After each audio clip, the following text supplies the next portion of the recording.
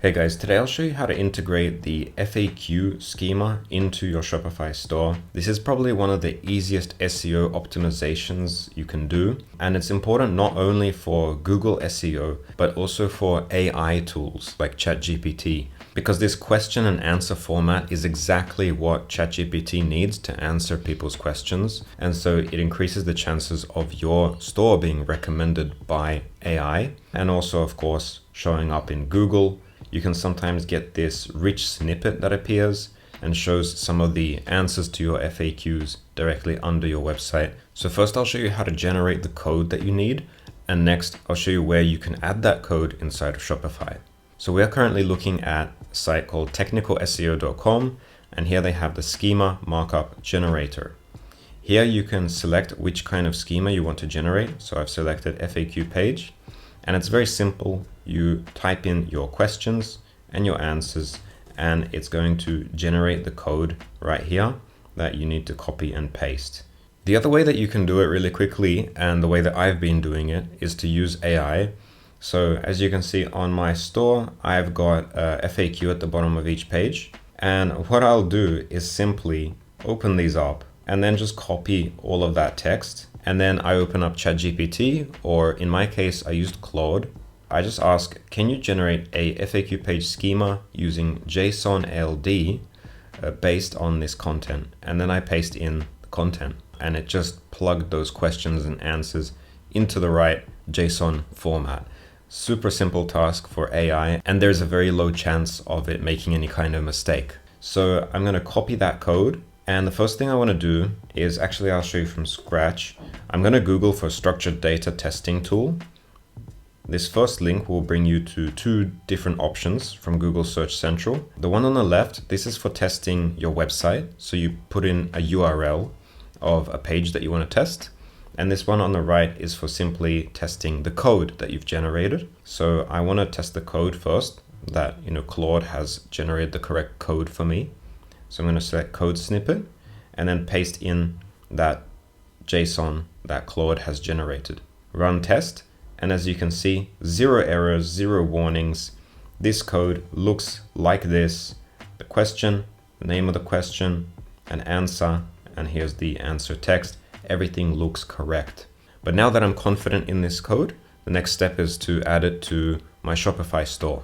So before we can add this to any website, we need to add the script tags around this, because this is simply the naked JSON object. If you notice here, they actually generate it for you with script tags.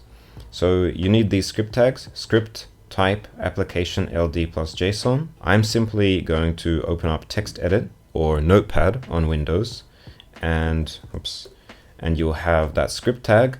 Then you'll have the main body of then you'll have your JSON code. And then at the end, we're going to have a closing script tag like that with a slash. So now I can finally add this code to my store. All I'm going to do is copy all of this, and we're inside the FAQ section, and I'm just going to add a custom liquid block, right? Custom liquid block means you can paste any code into here. And I added this inside my FAQ section just so that it's visible to me, like what this is. Actually, now that we can rename blocks in Shopify, I'll do this, and that's nice and neat. But really, you can put this anywhere. Like at the bottom of the page, you could do that, because when you add scripts inside Shopify, you can add them anywhere. They're not visible. Anyway, let's go into this block, and we're just going to paste the code in there, and that's it. We are pretty much done. I will save this page, and then we can test if this is showing up.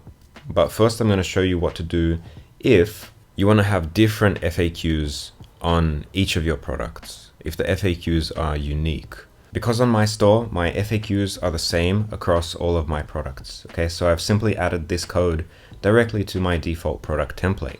However, if you have unique FAQs for each product, then you'll want to store this code inside a Metafield instead. And then you want to output the Metafield here. So first we're going to go to settings, then Metafields and Meta Objects, and then go on products. Or if you're following this tutorial but you want to add the FAQ schema to collections or to pages, then go into that. But for products, we're going to go to add definition, then name it FAQ schema, and the type is going to be multi-line text. We're simply going to paste the code right in there. And that's all there is to it. Let's save. And if we close that, go back to our product page, you'll now see a new field available on your products called FAQ Schema. So you're going to paste your code into that field and save. And now we just need to output this field in our template. So instead of all this code, delete that. And we're going to do double curly braces, product.metafields.custom.faq_schema. Now this last part is your namespace and key, and you'll see the namespace and key here. So if you named yours differently, then just use whatever's here in this part. And that's all. So now save, and we're going to check if this works. So I just refreshed my product page, and I'm using the Tiny Image Chrome extension, which is free. You can check my previous video. I just made a video about this extension. And as you can see, we have a tab where we can check all the schema that's on the page. And here we now have FAQ page. And it's got our 4 questions that we added. Question and answer, right? The last thing we want to do, just to definitely be sure, is if we go back, remember that screen when we Googled structured data testing tool right here. So now we can go to the rich results test one. And in this one, we're going to just enter the URL. It's going to test the URL. And here we see 8 valid items detected. These are all our different types of structured data included on that page. And here we'll now see FAQ. And inside the FAQ, we have our questions and answers. This is completely fine that it says unnamed item. And that's all there is to it. So to recap, the first step is to generate your code using either this tool or an AI.